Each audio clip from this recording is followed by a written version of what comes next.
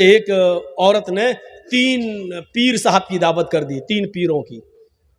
अब खिचड़ी पकाई, पेट खराब था क्या था अल्लाह जाने, तो बीच में घी डाल दिया, खिचड़ी गरम, घी पिघल गया।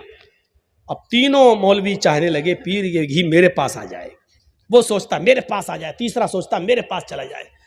तो पहले पीर ने फौरन उंगली डाली खिचड़ी में और ऐसे लाइन खींच दी और कहा अल्लाह फरमाता तजरी मिन तहती अल अनहार, जन्नत में दूध की नहर ऐसे बह रही होगी। देखा जन्नत में दूध की नहर कैसे बहेगी, खिचड़ी में उंगली डाल के और खींच ली अपनी तरफ और पिघला हुआ घी सब उसकी तरफ चला गया। दूसरा कहता नहीं नहीं नहीं, जन्नत में उधर तो शहद की नहर बह रही होगी, दूध की नहर इधर बह रही होगी। उसने 2 उंगली डाली और कहा कि तजरियाने मिन तहती अल अनहार, दूध की और शहद की नहर इधर बह रही होगी। उसने 2 उंगली डाल के अपनी तरफ खींच लिया। अब तीसरा दिल में सोचता कमीने मुझे क्यों मार रहे हो। तो उसने कहा, तीसरे ने बड़ा अच्छा फार्मूला निकाला। तीसरे ने कहा भाई तुम डायरेक्ट जन्नत और जहन्नम तक पहुंच गए, जन्नत और जहन्नम से पहले कयामत आएगी और जब कयामत आएगी तो जमीन में जलजला पैदा होगा। आपको मालूम है जमीन में जलजला कैसे आएगा। उसने पूरी प्लेट उठाई और कहा इज़ा ज़ुलज़िलतिल अर्ज़ु ज़िलज़ालहा। उसने पूरी प्लेट उठा के क्या कहा, इज़ा ज़ुलज़िलतिल अर्ज़ु ज़िलज़ालहा, जब जमीन पूरी शिद्दत के साथ ऐसे ऐसे ऐसे ऐसे हिलाई जाएगी। घी चारों तरफ फैल गया, कहने लगा अब खाओ। अकेले ले आ रहे थे दूध की नहर और शहद की नहर, तो अपने लिए रास्ता निकाल लिया जाता है। अल्लाह की कसम ये उलमा कौम का सरमाया भी हैं और उलमा से नुकसान भी हो जाता है। जब गलत रास्ते पे ले जाएं क्या करें, बेचारी पब्लिक क्या करे, आवाम क्या करे। मौलाना ये सही कि वो सही, आवाम बेचारी क्या करे। इसलिए उलमा की बहुत जिम्मेदारी है कि अपनी कौम को सही रास्ते पे ले जाए। मौलाना अबुल कलाम आज़ाद ने लिखा था कि एक आलिम जब फिसलता है तो पूरी कौम फिसलती है, एक आलिम जब गलती करता है तो पूरी कौम गलती करती है। मेरे भाइयों हम और आप मुसलमान हैं। एक गैर मुस्लिम इस्लाम से पहले जो गलत काम कर रहा है वो गलत है, लेकिन इस्लाम लाने के बाद उसकी गलतियां माफ हो जाएंगी। लेकिन माफ कीजिएगा हम और आप मुसलमान हैं, हम और आप अगर कोई गलत काम करते हैं और गुनाह करते हैं तो इस्लाम दोबारा नहीं लाएंगे। हम लोग मुसलमान हैं। याद रखना बच्चा जब स्कूल में पढ़ता है तो पेंसिल से लिखता है और जब गलती करता है तो रेजर से मिटा दी जाती है, रेजर से मिट जाती है। उसकी टीचर कहती है बेटा गलती हो गई, मिटाता है, फिर लिखता है, फिर मिटाता है। बच्चा बार बार गलती करता है, बार बार मिटा दी जाती है क्योंकि वो बच्चा है, गलती करेगा, उसको मिटाया जाएगा। लेकिन जब वही बच्चा जब 6 में आ जाता है, 7th में और 8 में आ जाता है तो पेंसिल और रेजर उससे छीन लिया जाता है और पेन उसके हाथ में दे दिया जाता है। पेन का मकसद क्या होता है, बेटे अब तुम गलतियों की जिंदगी से पार हो चुके हो, अब तुम बड़े हो चुके हो। जब गलती करते थे तो मिटा दी जाती थी, अब तुम्हें जो कुछ भी लिखना है सोच समझ के लिखना, क्योंकि अब तुम जो लिख दोगे वो कापी पे सब्त हो जाएगी, वो मिटाई नहीं जाएगी। हम और आप मुसलमान हैं। अब जो भी अब गुनाह कर रहे हैं वो फरिश्ते हमारे कांधों पर बैठ के लिख रहे हैं। अगर गलती है तो वो मिटेगी नहीं, इस गलती को तराजू के पलड़े पे तौला जाएगा। याद रखिएगा वो जमाना गुजर चुका है कि हम गलती करें और मिटा दी जाए। अल्लाह ताला भी तौबा कबूल करता है, लेकिन जानबूझकर गुनाह करते रहे और हम तौबा करते रहे नहीं।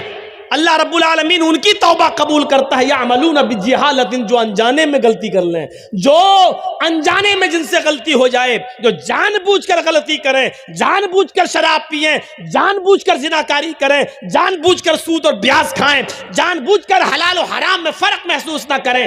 मेरे भाइयों उनकी अल्लाह रब्बुल आलमीन गलती माफ नहीं करता है जब तक कि वो सच्चे दिल से दोबारा और हमेशा उस गुनाह को छोड़ने की कसम न खाएं, इरादा ना करें। अल्लाह के नबी फरमाते हैं एक बंदा सुबह शराब पीता और शाम को बिस्तर पे सोने जाता तो कहता अल्लाह तू मेरे गुनाह माफ कर दे। अल्लाह कहता फरिश्तों इसके गुनाह को मिटा दो। सुबह फिर शराब पीता है, शाम को फिर तौबा करता है। अल्लाह कहता फरिश्तों मेरा बंदा आज भी गलती कर गया, इसके गुनाह को मिटा दो।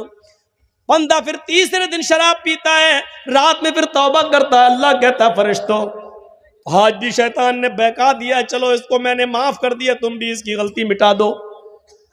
चौथे दिन जब बंदा शराब पीता है और जब वो बिस्तर पे सोने जाता है और ईशा की नमाज के बाद दुआ करता है, अल्लाह मेरे गुनाह को माफ कर दे, ऊपर से आवाज आती है फरिश्तों, अब मेरे बंदे के गुनाह को मत मिटाना, इसने मेरी गफूर रहमियत का, इसने मेरे रहमो करम का नाजायज फायदा उठाया है, इसने मुझे रहमान और रहीम होने का मेरे नाजायज फायदा उठाया है। फरिश्तों अब इसके गुनाह को मत मिटाना, अब लिखा रहने देना, जब तक कि ये मुस्तकिल सिद्क दिल से हमेशा के लिए जिंदगी भर के लिए शराब छोड़ने का आज़्म मुसम्मम न करे, तब तक मैं इसको माफ नहीं करूंगा। हम जानबूझ के गलतियों पे गलती करते चले जा रहे हैं, नहीं चलेगा।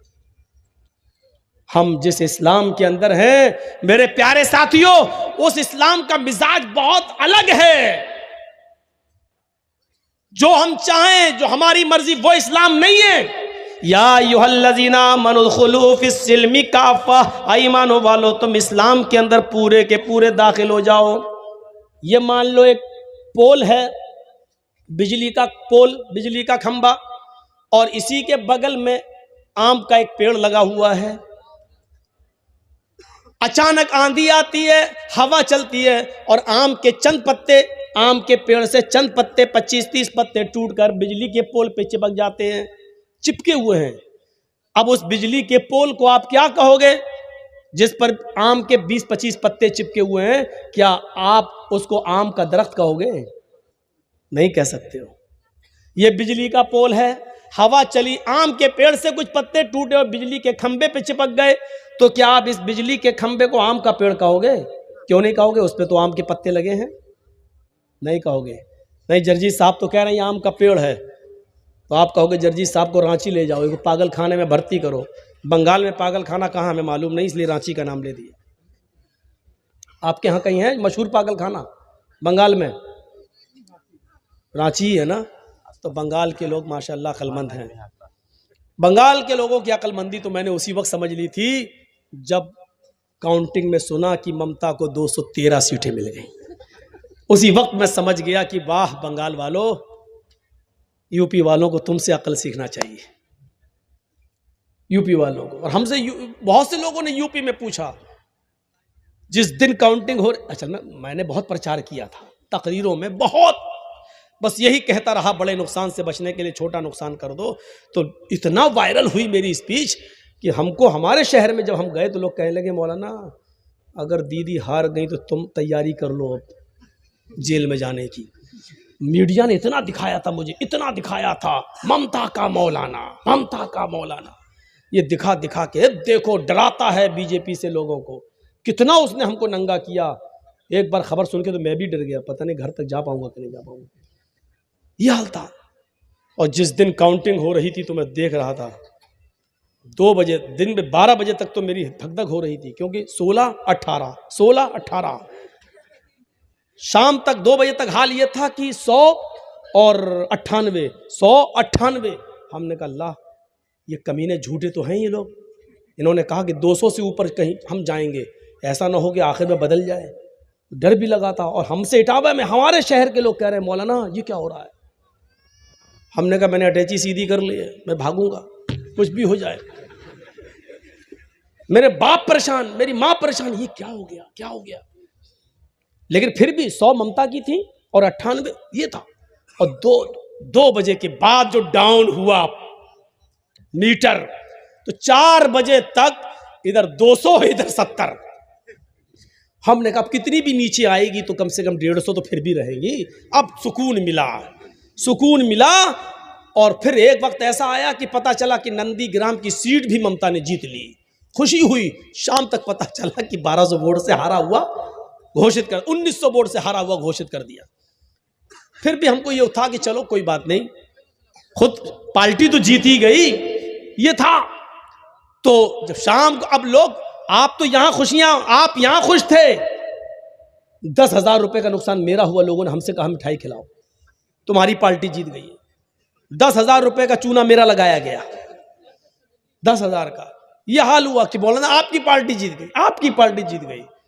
उसके बाद फिर हमें सुकून मिला। यहाँ पर भी बहुत से फ़ोन आए जिनका हमने प्रचार किया था, मौलाना शपथ में आना, हमारी बात हो गई है ममता दीदी से, अभिषेक से, वो आपका स्वागत कर रहे हैं, बहुत अच्छा ताउन किया, आपको बुलाना चाहते हैं, आपसे मिलना चाहते हैं। मैंने कहा अभी पहले शपथ अपथ ले लेने दो, अब तो हमारी पार्टी आई गई है एक तरीके से। तो यहाँ अक्लमंदी से काम लिया लोगों ने। मैं ये नहीं कह रहा हूँ कि किसको वोट देना चाहिए किसको नहीं, वो आपका मसला, आप समझें, लेकिन अक्लमंदी से काम किया कि सारे मुसलमान एक जगह गए, सबका वोट एक तरफ। हमारे यहाँ बड़ा लफड़ा हो रहा है, हमारे यहाँ प्लानिंग हो रही है, हमारे यहाँ प्लानिंग ये हो रही है कि बाबरी मस्जिद राम जन्मभूमि का मुकदमा हल हो गया, कोई भी बात नहीं, चलिए फैसला हो गया। मुसलमान लोग, मुस्लिम पर्सनल लॉ बोर्ड ये कहती थी कि हम बातचीत से मसला हल होगा और नहीं होता तो हम कोर्ट की बात मानेंगे। अब सुप्रीम कोर्ट से फैसला हो गया, जिसके भी हक में हुआ हो, जो भी किया गया हो, उस फैसले से हम खुश नहीं हैं, लेकिन फैसला फैसला है, हम मान रहे हैं। चलिए, उस फैसले के हो जाने के बाद अब फिर मुसलमानों को अपनी तरफ से कोई बात नहीं करनी चाहिए। ये तो आप मानते नहीं, और मान लिया तो अब नहीं कहना चाहिए। अब एक कहता है हम बाबरी मस्जिद राम मंदिर बनवाएंगे, तो उसके अपोजिट में हमारा दूसरा क्या कहता है, बाबरी मस्जिद थी, बाबरी मस्जिद है, बाबरी मस्जिद कयामत तक रहेगी, हम अपनी आने वाली नस्लों को भी बताएंगे कयामत तक कि थी। बताइए इसका क्या मतलब है? वो वरगला रहे हैं, आप उनकी आग में घी डालकर काम कर रहे हैं, और आप ये चाहते हैं कि हिंदू एक तरफ हो जाएं और मुसलमान एक तरफ हो जाएं। तो मेरे भाइयों, जहां एक तरफ 80 हों और एक तरफ 20 हों, तो आप फिर फैसला करिए। जब वो 80 को आप एक कर देंगे तो क्या होगा मामला? इसी को तो हमें सोचना है, इसी को तो हमें अपनी अकल में लेना है। इस वक्त लड़ाई इस बात की नहीं है कि हमारे लिए कौन बेहतर है, इस वक्त लड़ाई इस बात की है कि हमारे लिए सबसे बेहतर कौन है। लड़ाई ये नहीं है कि सबसे अच्छा कौन है, वो तो कोई नहीं है। यूपी में आप चले जाओ तो कोई नहीं है। कांग्रेस ने हमारा सबसे ज्यादा मजाक उड़ाया। आज बीजेपी का मुकाबला जो पार्टी कर रही है, क्या वो भी नहीं है, मायावती भी नहीं है, हमारा कौन है? अगर देखा जाए तो हमारे साथ हमारा पूरा हक तो किसी पार्टी ने दिया ही नहीं है। इस वक्त हमें यह देखना है कि हमारे लिए थोड़ा बहुत बेहतर कौन है। बस लड़ाई इस बात की। पूरे कैंसर हो गया, डॉक्टर कह रहा पैर काटा जाएगा, अगर नहीं काट रहे हैं तो जहर पूरे जिस्म में फैल रहा है कैंसर। अक्लमंदी यह है कि पैर कटा के अपनी जान बचा ली जाए। बस यही एक चीज थी, वही मैंने कहा था। एक हमारी बीवी को डिलीवरी हो रही है, डॉक्टर ने कह दिया बीवी